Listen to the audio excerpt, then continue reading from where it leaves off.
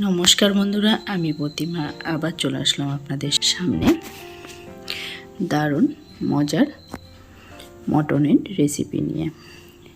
দেখুন, মটনগুলো বেশ ভালোভাবে ধুয়ে পরিষ্কার করে নিয়েছি, খুব সুন্দর। আর এখানে কিন্তু ছোট সাইজের আলুগুলো আমি খোসা ছাড়িয়ে নিয়ে নিয়েছি। এখানে কিছু গুঁড়ো মশলা নিয়েছি। এখানে নিয়েছি লঙ্কা গুঁড়ো, এখানে জিরে গুঁড়ো, গোলমরিচের গুঁড়ো আর ধনের গুঁড়ো, সব কিছু দিয়ে দিলাম স্বাদের জন্য লবণ, কালারের জন্য হলুদ, আর দিলাম সর্ষের তেল।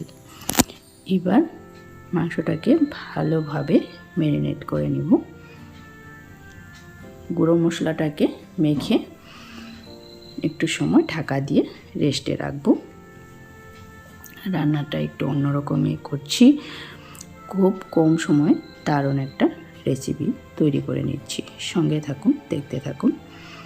এবার আলুগুলো নিয়ে নিলাম। আলুর মধ্যে লবণ হলুদ দিয়ে প্রথমে আমি মেখে নিচ্ছি।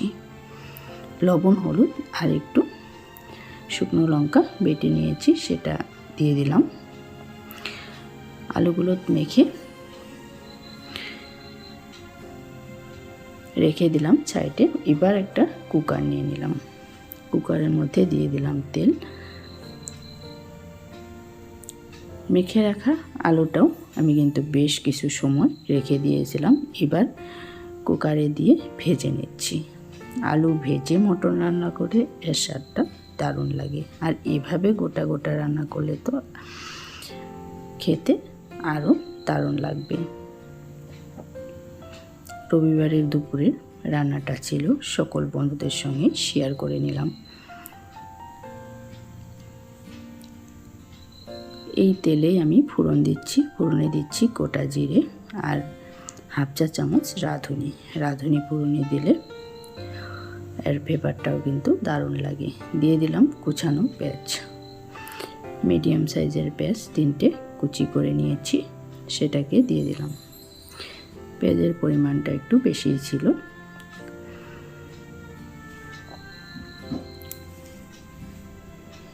সকল বন্ধুদেরকে ভিডিওটা স্কিপ না করে পুরোটা দেখার অনুরোধ জানালাম।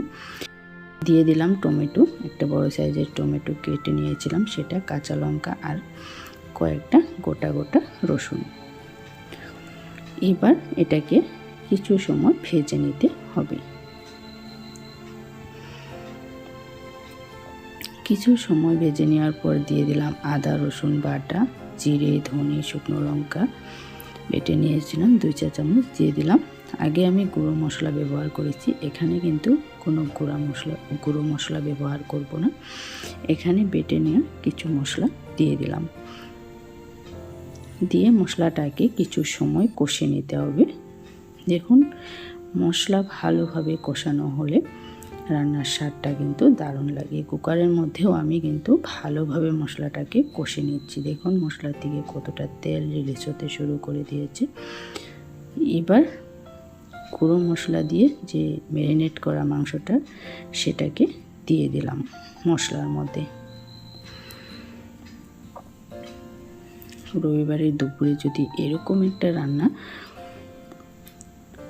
সকলের সামনে পরিবেশন করা যায়, খেতে কিন্তু দুর্দান্ত, খাওয়াটা কিন্তু জমে যাবে। এটাকে এবার ভালোভাবে কষিয়ে নিতে হবে। দেখুন মাংসটা কিন্তু আমি বেশ ভালোভাবে নাড়াচাড়া করছি আর কষিয়ে নিচ্ছি। মাংসের থেকে অনেকটাই জল উঠে আসছে। এটাকে কিন্তু আমি এখানে শুকিয়ে নিব। বেশ কিছু সময় মাংসটাকে কষিয়ে নিতে হবে। এবার দেখুন ভেজে রাখা আলুটা অ্যাড করে দিলাম। আলুটা দিয়েও আরও কিছু সময় ভেজে নিতে হবে মটনটাকে। মাংস কষানো ভালো হলে মাংসর টেস্টটা কিন্তু দারুণ লাগে। দেখুন আমি কিন্তু নাড়াচাড়া করে বেশ ভালোভাবে কষে নিচ্ছি। এবার আমি দিয়ে দিলাম গরম জল। কুকারে রান্না করলে অবশ্যই গরম জল ব্যবহার করবেন, যেহেতু রান্নাটা চট জলদি করে নেওয়া হয়, তাই গরম জলটা দিলেই রান্নাটা ভালো আর রান্নার টেস্টটাও ভালো আসবে। জলটা বুঝে পরিমাণ মতোই দিতে হবে।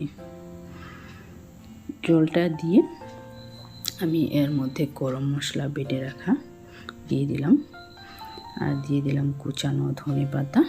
এবার কুকারটা বন্ধ করে এটাকে 2টো সিটি আসতে দিব। সিটি এসে গেছে, এবার গ্যাসটা অফ করে দিচ্ছি।